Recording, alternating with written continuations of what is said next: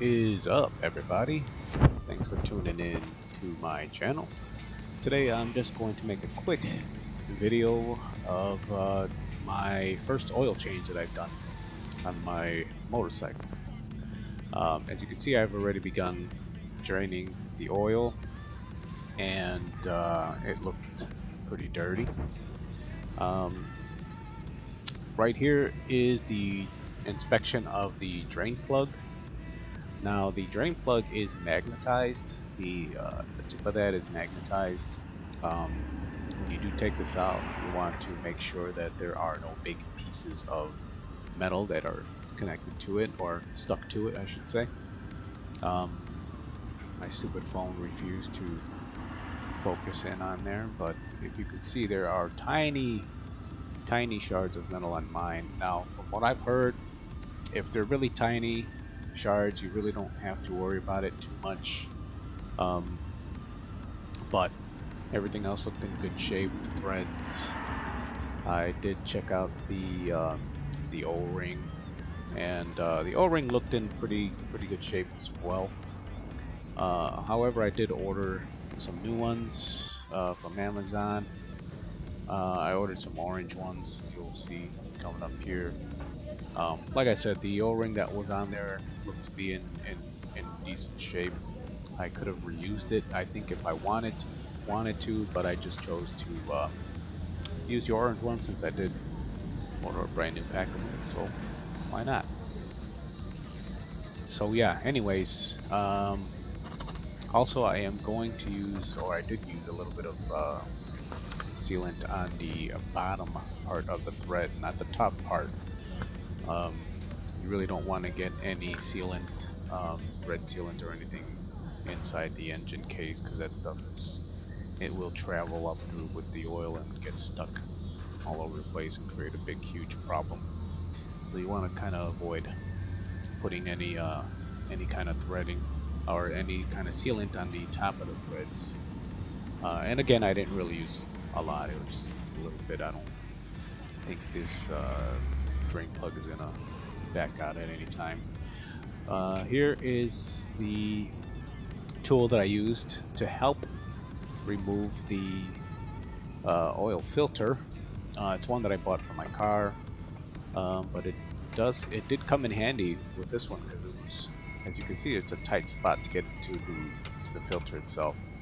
You want to make sure you put a rag, shop towel, or whatever you have lying around, because as you do take this thing off, it is filled with oil and it will fall out. There's nothing you can do about that, so you want to just be prepared for that, and make sure you don't get oil all over the place.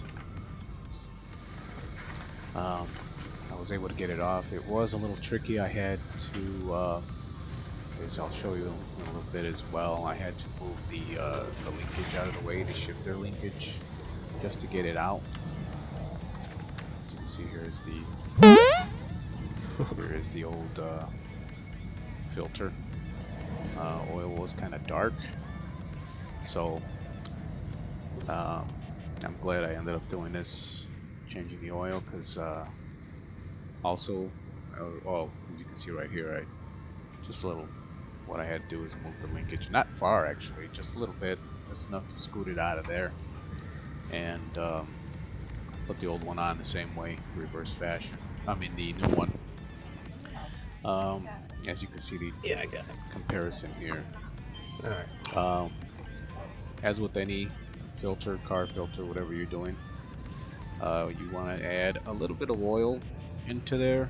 I've also heard that it's a good idea to add a little bit of oil in here, just so you're not using a dry filter, to begin with. So just kind of move it around, spin it around in there.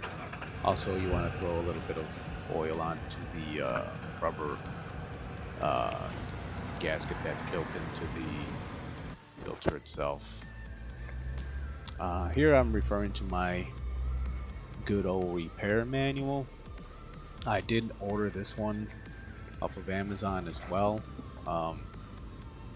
I love having these shop manuals. If you ever have any questions about what kind of tools you need, or torque specifications. I mean, it's all in there. It wasn't much. It was like 30 something bucks, I think, for this one.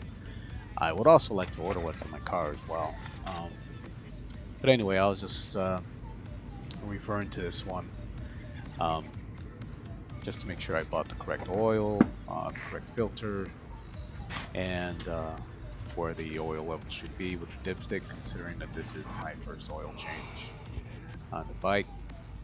Now I did wipe this down, so it's pretty clean, and as you can see, the book says that this bike, which is a 2008 Dyna Super Glide Custom, only takes 2.5 quarts of oil. So I went ahead and bought 3 quarts just in case. I believe I saved myself a lot of money because I did call a couple of shops and they were quoting me somewhere between 140 and 145 for the oil change.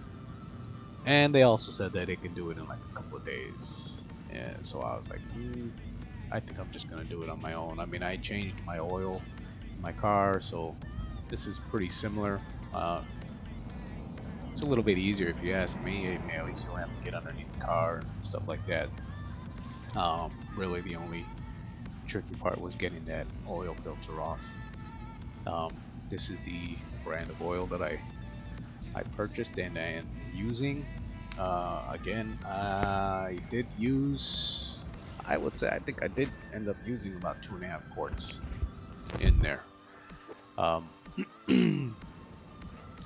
It was due for an oil change because when I did take off and check the oil right before I drained it,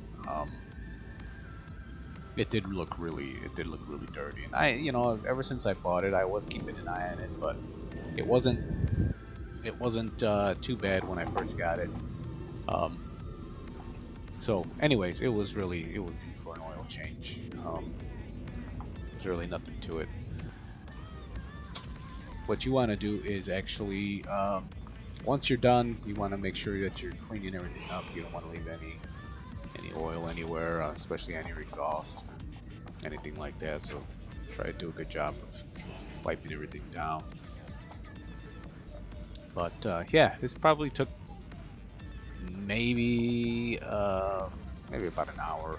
I think it took me, maybe a little bit longer because I just wanted to make sure that I didn't screw anything up. So right here, I'm just going around the bike and I'm just wiping everything down where oil might have spilled and got onto. You don't want to leave that stuff on your bike. Definitely don't want to get it on your skin, which is a good reason to use some gloves. Right here, I'm just making sure that there is no oil leaking out of the drain plug, and there wasn't. So yeah, everything looked good. So yeah, if you're afraid to or I should say, if you're not afraid to get your hands dirty, and you want to change your own oil, whether it's on your motorcycle or your car, I mean, it's pretty easy. As long as you have the right tools, it's pretty easy. So yeah, that's about it. There is a tool that I did order for my my shocks. I feel like my shocks, when I'm riding 2-up, are not. I think they're too soft because I feel like whenever we go over like a big bump, pothole, and there's plenty of those when we're out riding, I just feel like I feel those bumps too much. So I did order the spanner wrench that I'm waiting on to be delivered so I can adjust it. These holes here, I guess the spanner wrench fits in those holes, and you just turn it clockwise, counterclockwise, whichever way it does, it goes to raise it up and down. There's 5 different settings on there. I believe it says it comes from the factory on the 3rd setting. So I'm going to play with that as soon as I get that tool, and I'm hoping that it feels better. I'm hoping I don't really need a brand new pair of shocks at this point, because they are pretty expensive. So um, yeah. So anyways, here I'm testing my lights because for some reason the other night when we were out riding, they just stopped working. I thought maybe I blew them out or something, but right here I decided to press this button and they came on. Thank God they came on because I was ready to order a new set, and I don't have to worry about that for now. But anyways, hope you enjoyed this video. Really wasn't much to it. Don't forget to hit that subscribe, hit that like button, and we will definitely catch you on the next one. Peace out, y'all.